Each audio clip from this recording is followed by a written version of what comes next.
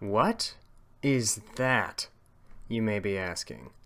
At first glance, this woodworking project may look like a poorly designed chair for a miniature person, or perhaps a stage for a tiny production team.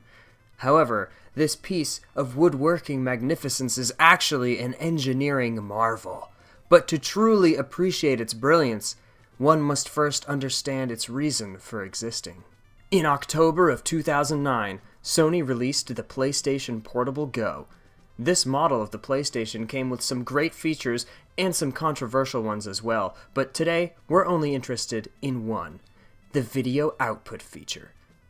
Nearly 10 years before the Nintendo Switch came out, Sony had already created a dockable, portable game console in the PSP Go.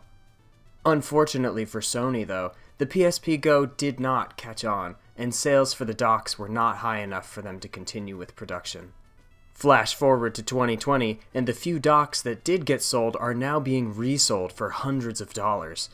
As a poor college student with a PSP Go and a visceral need to play PSP on the television, I knew I would have to come up with my own solution. You see, Sony didn't just make a dock for the PSP Go, they also made standalone component cables as well, and those are cheap. If I could craft my own dock, then I would be able to play my PSP on the TV and save a couple $100. And that's just what I did. If we take a look back at the woodworking project from earlier, we can start to see how its design works. What at first glance seems to be an odd gap in the back of the piece is actually an intended spacing for the component cable wires to come up through. The sanded back allows the PSP Go to rest comfortably on the dock without being laid out flat, optimizing the aesthetic elegance of the console. The front pieces of wood block the wires from view and give the piece a much more appealing look. The wooden dock also fits comfortably on most shelves given its small size.